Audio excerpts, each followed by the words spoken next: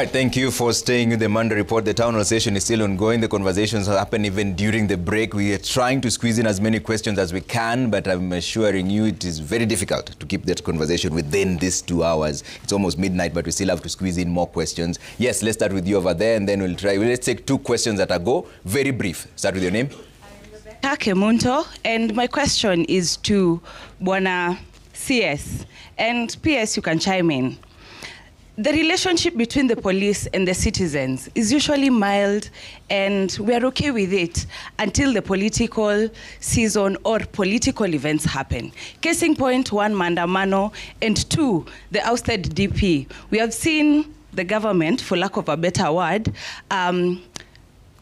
coming after the allies, and truth be told, social media is not working for you. This is my question. What is the strategy that you have moving forward? Or are you comfortable with the idea that citizens should continue having this bad blood with the force? And actually, I will tell you the truth.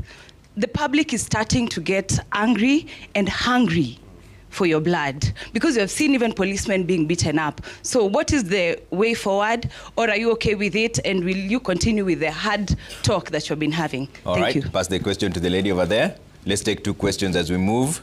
Yes. My name is Esther, I'm a youth leader. I have 2 questions, sorry. We're experiencing 1 question, Esther. Petty thieves, e.g. phones, laptops. While these gadgets contain IMEI, you know, when we buy phones, we register our data in IMEI. What are the recovery mechanism for our phones?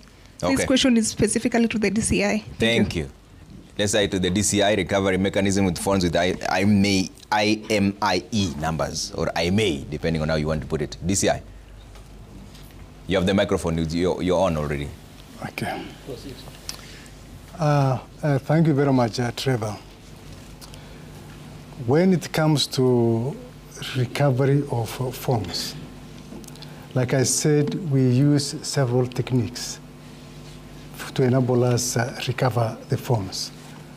One is to establish the IMEI and whether that handset has been used for the commission of another offense.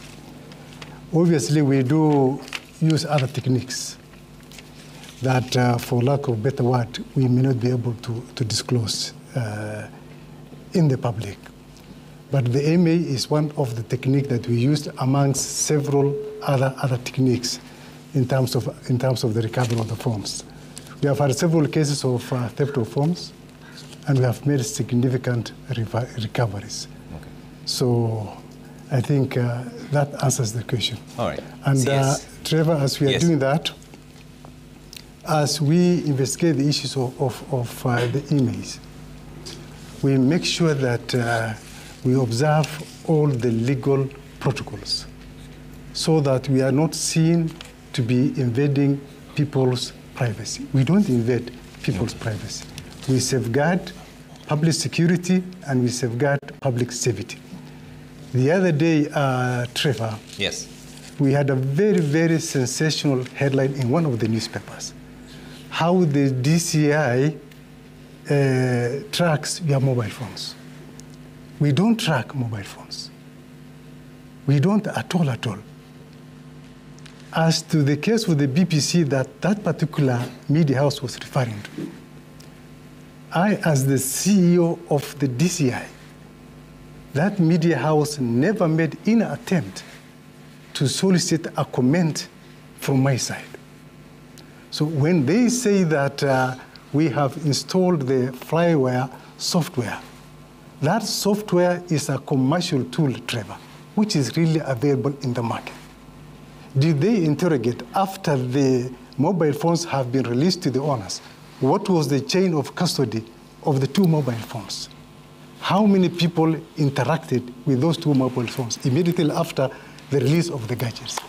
So mine is to urge sometimes the media houses to be less sensational when they are reporting on issues of security. Okay. And if it would be absolutely necessary, then please solicit for our comments so that we can make our inputs from an informed position. Thank you. CS, there's a question from Rebecca. Yes, from Rebecca, right? Yes. Mama Mboga, I'm told. She doesn't look like one. Let me say that in terms of, the relationship between the police and the citizens, in your own words, is good until politicians or political actors create chaos in between. It must be remembered that police officers are not necessarily, do not generate the problems we have. You know, land cases, people fight over land cases, it becomes insecurity. People fight over power. Yeah?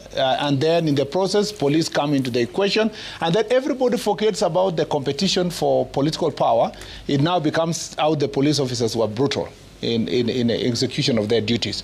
So I think that the real problem is to ask political leaders to sort their political problems using the constitution and peaceful means, so that they do not have to overload, to create problems for the police officers. If you have a situation like we had on 25th and on 7/7, where, you know, police stations were banned, courts were banned, supermarkets, business looted, what do you expect the police officers to do? They have to respond.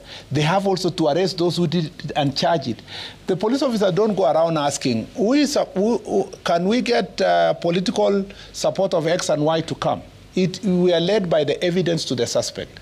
And if the evidence leads to a particular person who had paid people to ferry people to come and ban a court of law, where the Chief Justice is on record herself saying this is an act of terror, those people will be arrested and charged, you know, for what they committed. But we've seen police firing tear gas to opposition convoys. Can the police stay away from partisan politics? If and I've said this before, if those convoys were peaceful and they were not disrupting public peace, they were not attacking each other, this group and the other, there would be no need for police. There have been many political rallies peaceful, even this weekend.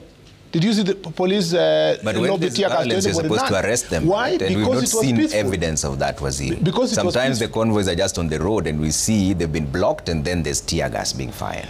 Because if you see police officers blocking even yourself, they block you at some point, they must have been trailing you knowing where you're headed to. Particularly if you are planning to commit an offense. You don't wait until you burn the shop for you to be blocked from going to that direction. If you are carrying people, for example, you are carrying people, you have people in your car carrying crude weapons, should we just allow you to go? So we saw this and say Nakuru, that you have not committed any offense. We saw this in Nakuru and they were merely just attending a church function. How did you know they were going to commit crime? I don't remember particular incidences where a church function was being whatever, but I speak as a person who has also been on the other side, you know, who police have thrown tear gas to. And in those instances, I think the police were justified, because even though I complained then, when you sit back and look at what happened at that particular incident, there were two groups that were fighting. Even though I was in the side that I considered myself peaceful, we found ourselves in the situation. The police do only those things in extreme situations. It's not a daily thing. That's why. Did you see any tear gas this weekend? But the same leaders were having their rallies peacefully. Nobody bothered, because it is only when police officers know that a crime is about to be committed when they are going to do those issues. And finally, yes, on the relationship generally, I still believe also that police officers and the public still need to improve on their relations. It starts with training the police officers. Most of the police officers leave Kiganja with no further training. Now the IG recently has started training, organizing conferences for the OCSs, telling them about community engagement, holding barasas with the public. In some places, by the way, where I get very, very excited is to go to a place and the IG has proposed to transfer an OCS, and the entire community is up in arms. They want to call for mandamano so that the OCS doesn't leave. And you ask them why. They tell you, before this OCS came here, we used to have a lot of criminal activities here. This OCS is perfect. Please, don't move him. If you have to promote and leave him here. So there are cases, there are clear cases across, and not one or two. There are many cases where, because of this good working relationship with the community, our police officer, I admit that we should do better. Okay. I admit that we have better engagement, but progress is being made. Let's get some two questions over here if you have the microphone. Yes, we agreed that you'd get the question. Yes. Yeah, thank you for this opportunity. My question to the CS is, what are the clear timelines for enacting and operationalizing the 7 new policing laws? And attached to that, the earlier you quicken the enactment, the better, because even the teachers in Nairobi, they are planning to engage the employer who is TSC. For example, on the autonomy of JSS. Anytime if you delay to operationalize these laws, you will find the officers the teachers in bad hands with the officers, because they usually bad blood between the police and the teachers when they want to engage the employers. Okay, where's Harrison? Harrison is here with me, yes. Very briefly, your passionometer and you the microphone. Asante sana bwana Trevor. Swali langu lilikuwa kuhusiana na usalama ulioko kati ya wakazi wa Kiamaiko na wakazi wa Kariobangi.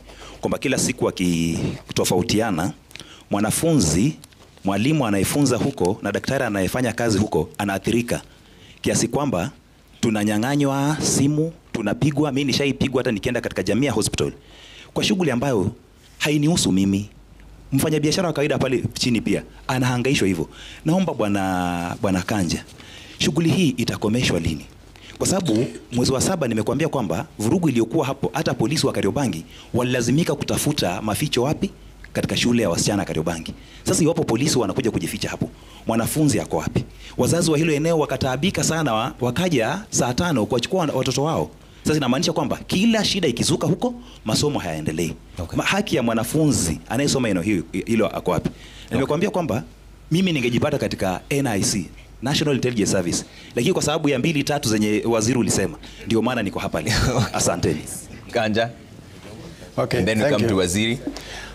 Thank you very much, Trevor. And it's actually a very good question, because I remember that incident that happened for some time, whereby those people from Kiamaiko and the others from the Kariobangi side, they had issues in between them. But what I want to assure you is that we took appropriate actions to deal with that particular issue.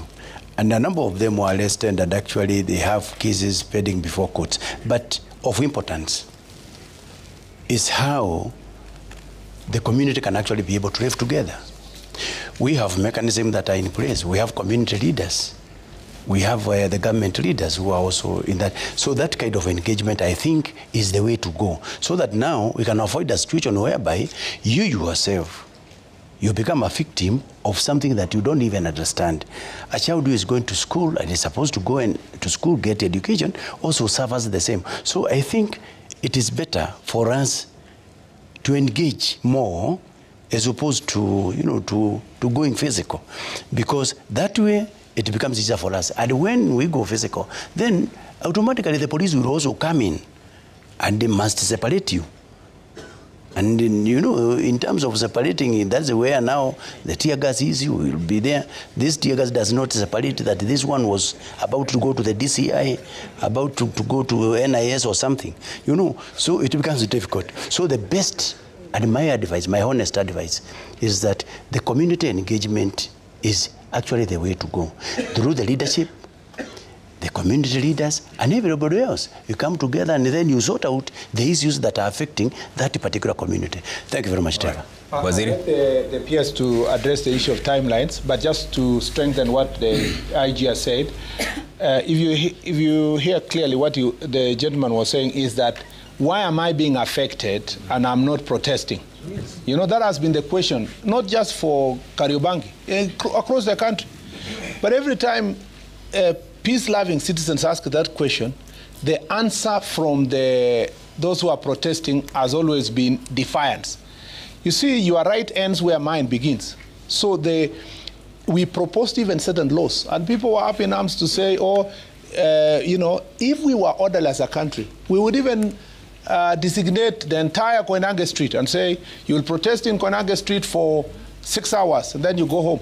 Then the people who are using Uhuru Highway and Kenyatta Avenue and other roads there, Moi Avenue there, can continue. I think that there has to be a conversation in the end as a country to agree on fashioning these laws on process. That's an area that's still remaining. The last thing I want to add with IG is that the frustration from the Jukwaa la Usalama, the frustrations that chiefs have, and the police, that when they arrest suspects and take them to court, most of the chiefs, if you hear our conversations, they will tell you, I can even guess even tomorrow, that will be a repeat. They say, you know, you take someone to sell, but before they get to court, they get home before you. So you are arriving at home and you're, as a chief, and you're like, that guy is already here. So there is a law enforcement problem here for DPP and the courts to appreciate that. And this is where I keep telling our county commissioners to use the Court Users Association to have a conversation with the judiciary, because there has to be an understanding across the law enforcement team on how to curb these things by either incarcerating others, holding them in remand for some time, so that it can help in the process. But for the timelines, I like PS too. Very briefly.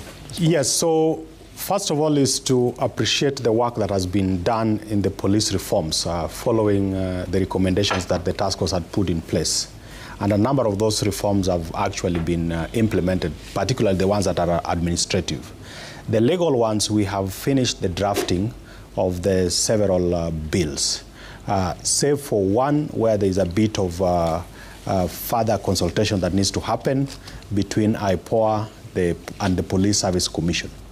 What next steps we are having is that with the bills now having been drafted, we are taking them to the cabinet before we eventually take them to Parliament. We are projecting that they should be in Parliament before they go for the Christmas recess.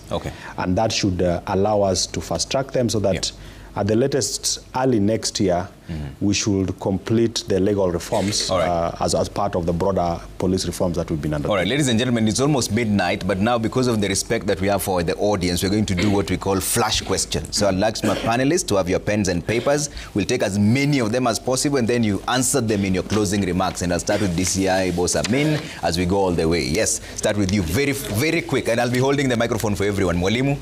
Okay, thank you. Mukelo Mwalimu. Question? Question to Inspector General. I would like to know, first of all, I would like to congratulate the question. CS. You've tried question, in a short time. Thank you, Trevor. The question is, what is the status of these suspects who escaped from the police custody, like Jumaisi? Jumaisi, thank you. Question? Thank you, Trevor, for the opportunity, because some of us, when we get the opportunity to ask CS Waziri a question, it's a very serious concern in our village where we come from. Thank you very much. My question to you, Waziri, we seriously need a complete overhaul of the police force into a police service. Now, what is the challenge in having a practical overhaul of a police force into a police service to ensure that we have a smooth and transitioning engagement within the police and its citizens regarding police brutality? Police overhaul. Thank you. Let's have some gender. You wanted to ask a question. Question, very briefly. Thank you. I'm Dorothy from Mathare. So my question was about the promotion of the officers. So do you still follow the procedure transparently and fairly, or the other business, the guy talked about money? So I want clarity from promotion of officers. Just write them down as we go. Yes, very briefly. Yes, I'm Justice Kimeu. My question is, what are the safeguards or measures we are going to put there to ensure that there is no tampering of CCTV and the digital records in our police post? Tampering of CCTV, very briefly. My name is Gideon to Douglas Kanja. How are you ensuring that the police service is not just reactive, but also proactive, intelligence-led operation to prevent crime before it happens? Intelligence-led operations. Yes, let's go to the back. Very briefly. My name is Larry, Boda Boda chairman, as a SACCO chairman as well in CBD.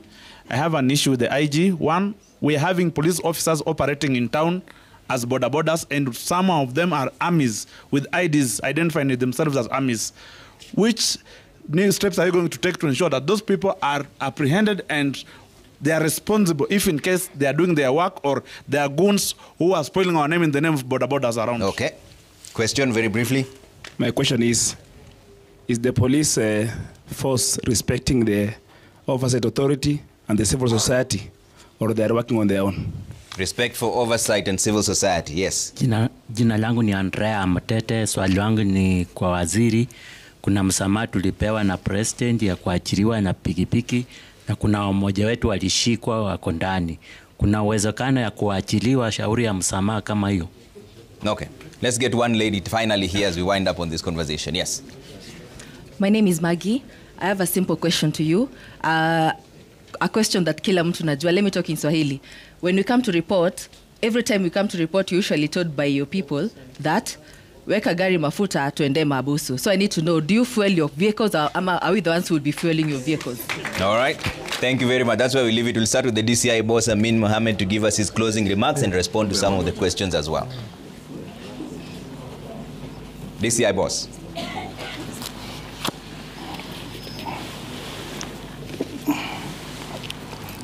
You have the microphone already, sir. Okay.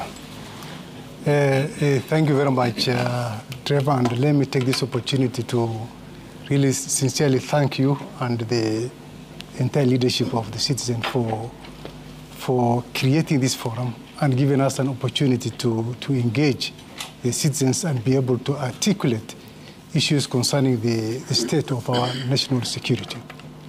We have had several comments, several feedbacks from the participants, and we are going to take that into consideration. As the DCI, our main mandate, Trevor, is criminal investigations, and we are committing ourselves to make sure that all cases reported to the DCI are expeditiously investigated and the culprits arrested and prosecuted within the shortest time possible. Right. I appreciate the fact that for us to achieve on our mandate, we need to foster a good working partnership with the members of the public. And they are very, very significant components in terms of our policing. We will encourage our officers to be working hand in hand with the public so that we're able to attend to their cases in the most appropriate way possible. We have at the DCI, the Fichuakwa DCI. So we are urging the members of the public to please share with us any information at their disposal so that we're able to act and process the same. It has got the alternative of somebody giving that information anonymously. So if any person wishes to give that his or her information anonymously, then that provision is captured in the future kwa DCI. Otherwise, thanks so much. Thank you, DCI boss. Let's bring in Henry Ochieng, CEO, Kenya Alliance of Resident Associations, for closing remarks on way forward. Thank you very much, Trevor, and thank you everyone for the patience to this point. Trevor, number one, I think this session needs a whole day. I came here with so many of my members who have very useful insights. They've not had a chance to share what they had to share. I hope we'll get a chance to be able to have this discussion again. Secondly, we agree that security is a shared responsibility, and as communities, we are ready and willing to work with the government to make sure that we play our part as citizens of this country. And then number two, I want to congratulate the CS for the Jukwaa la Usalama platform that has been doing across the country. But yes, I think this initiative should be localized so that this conversation can continue even beyond what we are doing right now. We want to see these things happening at the level of the OCS level. As Kara, we recently launched a program called Usalama la Mitaani program, and I want to thank PS for presiding over that particular launch. And the whole idea is to build relationship between the police and the communities. And how do we do that? If we are going to have continuous and structured engagement between the police and the communities at the local level, not waiting for the CS to come for them to have that engagement, then we're going to build trust, we're going to build a relationship, and we're going to have more information being shared. I want to say that all these things you are saying here, all this is about partnership and everything that I talk about. If we don't fix this element of trust, we will not go far. Okay. So we must give due attention to that, and we must be able to work together to address that. All right. I'm inviting the entire ministry, the CS, the PS, and even the IG to work with us, to partner with us, to drive forward this Usalama Mitaani initiative so that we can be able to have a deliberate mechanism and steps of making sure that communities are structurally involved and are being supported to make sure that they're supporting the police as well. All right. Thank you. Thank you. IG, address your questions very briefly. Thank you very much, Trevor. And I want to appreciate the questions that have actually been raised. And one of the most important questions that have actually been raised there is whether the police do respect oversight authorities. I want to say Yes, we do respect oversight authorities. We work very, very closely with IPOA. We work very closely with the ESCC. We work very closely with the ODPP and even the courts. I said from the word go that police is actually a law-abiding organization. And let me further say that I'd even encourage the police officers, wherever they are in the Republic of Kenya, we appreciate them for the works that they are doing of ensuring that our country remains safe and secure for all of us. And that is one of the reasons why we are all assembled here. We don't have anything to fear. I want to encourage our officers out there to, at all times, operate within the law. Work closely with the communities. Work with the people. And when that happens, then policing becomes very, very easy. Okay. And so far, I'm happy with the Jukwaa la Usalama that we have attended, whereby we find that communities are working closely with the grassroots leadership, that is the administration. They are working closely with the police officers, and that way insecurity becomes is reduced actually to the bare minimum. In those areas where we hear that there are issues of insecurity, there is a gap existing between the security providers and the communities. And these are the gaps that we want them to be closed. So my parting shots is that, number one, this is something that should continue. And number two, I want to encourage our CS to continue this Jukwaa la Usalama issue, because it is good where the community, the public, is brought together with the security providers, and that way we can always be able to discuss as Kenyan people. All right. And to me, that is very important. Thank you, Terry. Yes. Thank you. I think this has been a very good engagement, listening particularly to what the public perceive, but also taking stock of what we've been able to achieve insofar as issues security is concerned over the last 3 years. And there is a lot of positive things that have happened, but then there is still room for us to actually improve. One of the concerns, of course, that has been repeated again as part of the flash questions is the amnesty that His Excellency the President gave to the border, particularly the ones that had been confiscated in police stations.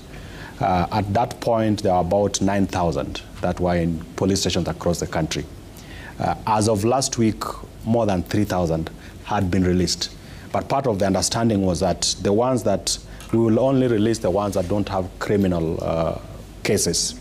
And it's important that we continue to work closely with the team within the sector to try and fast track the remaining 4,000 or 5,000 of border borders that need to be released.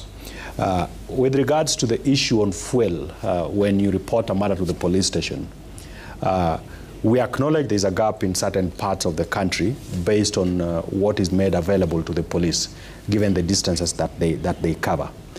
We are already making arrangements in terms of providing additional budgets, but also to review their locations, because you find someone will travel a distance that takes half of their location for the whole month to actually access the fuel. So these are genuine concerns that we are already working to address.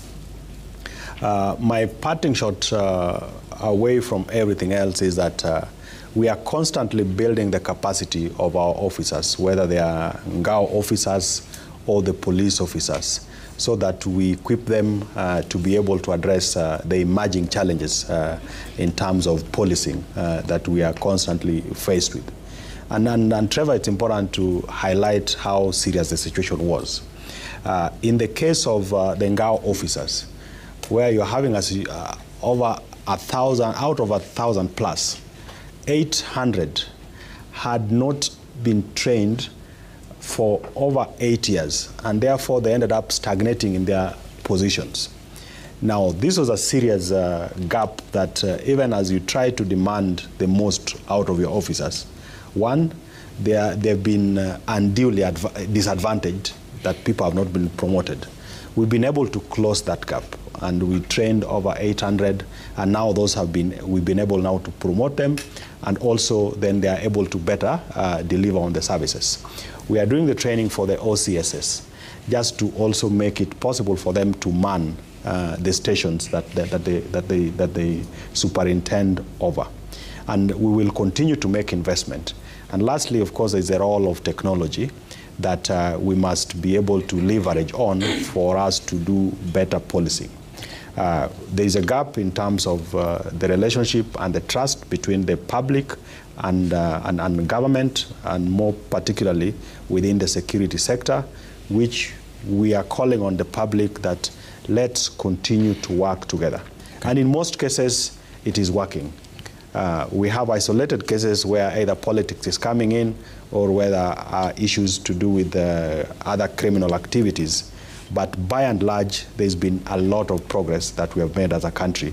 And I want to appeal to all of us to continue within on that movement, yeah, so that we really need to believe in our country, and Kenyans are very patriotic. Okay. And what they are demanding of us as government is to be able to give them the services without any fear or favoritism. Yeah. And we will continue to work on that for the good of everybody. All right. Yes. Waziri, you are the bulk of questions. First of all, let me thank everybody for being here this late, and for you organizing this program. You can see it needs a whole day for us to engage. I'm lucky, of course. For me, I sleep after 1, so you have all of us given us company, those of us who sleep late. And for the police force, just to add to what the PS has said, there is need to invest in more training. It is the area that rarely gets a budget, but it's extremely important. Some of like the PS told you, SEC's 800 were trained, and their chiefs were training. Now we're training about 8,200 chiefs. Those who have gone through the program for only 1 month, they are so different on the ground, meaning there is a great role for training. For the OCSs who came for the refresher, for only 4 days, was it 4 or 5 days, they are acting differently. What is lacking in the public service is we change the constitution without changing the mindset of the people who are already in office by not giving them the opportunity to be trained. That is extremely important. On the question of capacity, we also equip them. It's important to equip them with new skills and new equipment that can assist. So then they will be slowly achieve what we have always wanted to achieve. Now, on the question of policy, from Jukwaa la Usalama, we have discovered that there are so many complaints from police officers as to how transfers are done and how promotions are done. And some of the interventions that have been made so far are very useful, especially for the aged ones. The IG has said 50 years and above and you are still a constable. We need to work out to make sure that you are promoted and so forth. We believe that when we finish Jukwaa in another 1 week, we will go for a retreat, sit down, and propose certain policies on when do you get a promotion, when do you get a transfer, why should you be in a border operation area for 15 years in operation? Is that even officer going to be productive? So there are certain things we have realized and learned from this that can help us to rationalize this issue and make it automatic, and then use technology. If you know the officer has been here for more than 3 years and we have agreed 3 years, it just indicates red. It means the police service should transfer that person. Then, so that then there is also question of familiarity, mental health, and many other issues that we can discuss when we come and launch this report at the very end. On the question of fuel, just to add with examples what Pia said, there is in the police vehicle leasing, and I wanted really to say this because many Kenyans think when the police say lete mafuta, they actually mean lete kitu ya corruption. It is not true. The real truth is that in our leasing program, we are giving 450 liters of fuel to police officers for an entire month. So if he is in Kibish and is picking that fuel from Kitale, the one he's using from Kibish to Kitale and then go back is already, by the time he arrives at the police station, he just has a few days of operation and the fuel is over. So you go to most of the police stations, they tell you we don't have fuel. If it's an urban area, they are running all over, chasing criminals left, right, center. By 20th of the month, the last 10 days of the month, they don't have fuel. So again, from our experience engaging them, they have proposed that if we can take it to 650 liters, it might be useful going forward. And then delivery goes closer for areas that are very far. So that issue, bear with the police officer if they ask you for fuel, because it is not because they want something small or it's not part of the corruption. It's actually the way the leasing program was structured with the 450 liters. The last thing, as my closing remark, is to say that in the past, the national security sector was considered a mysterious entity with less closer scrutiny by the public. That is why you are hosting the entire ministry for the first time.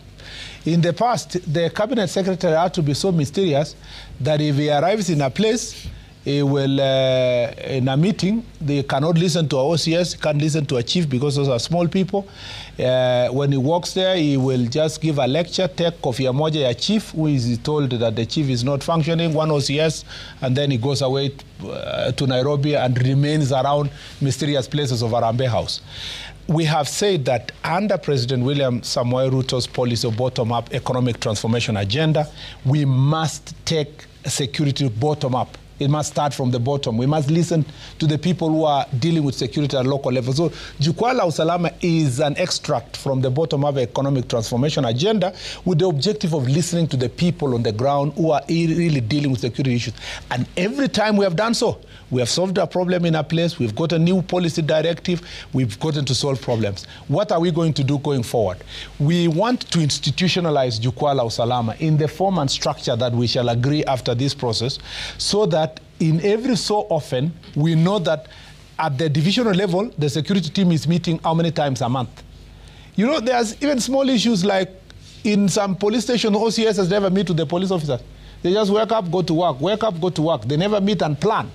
We want to institutionalize this cooperation. We want to revamp the community policing structure so that, as Kara is saying, more citizens will be involved, border, university students, leadership in the local level. That way, we are going to get greater results. And therefore, I thank you for, we consider this an extension of Jukwaa la Usalama. We are supposed to wake up very early in the morning to be in Homa Bay tomorrow, and thereafter, Siaya and then Kisumu, and complete with Nyamira, which will conclude the Nyanza region. We will remain with Northeastern next week and Nairobi. And then we will work on our report, because we must be held into account for all the issues, or on all the issues that the people of Kenya raised in all this forum. After this, lastly, after this, for the comfort of those who have been asking what next, we will then come to those targeted meetings. Jukwaa la Usalama with university students. What are the issues we are going to deal with? What are things we are dealing with? Drugs, drug abuse, alcohol, and all those issues. We will go also back to places like Ngata Barakoe, where people are fighting over land, and ask ourselves what are the solutions in those areas. We'll go back to banditry areas, places where people are dealing with Al-Shabaab and terrorists and certain issues, until we sort out the security issue, not by us knowing everything, but using the knowledge that comes from the people. Asanteni sana. Ladies and gentlemen, thank you so much for making time. Honorable Kipchumba Murkomen, Cabinet Secretary, Interior and National Administration; Dr. Raymond Omolo, Principal Secretary, Internal Security and National Administration; Douglas Kanja, Inspector General, National Police Service; Henry Ochieng, CEO, Kenya Alliance of Resident Associations, that is KARA; DCI boss Amin Mohammed; all the DIGs were here, people from the clergy, the border, the SME sector, and all of you for staying here way past midnight. We appreciate your time. I think you all deserve a round of applause as we do this for the first time, opening the Ministry of Interior to everybody who's here. And that's where we leave it for now. My name is Trevor Mbija. It's always a pleasure having you with us. We say good night and God bless. Another big round of applause to yourselves for staying past midnight. Thank you so much. We appreciate your time. Asanteni sana. We'll allow my dignitaries to head out first. Thank you very much for making time. Tunashukuru sana. All the best.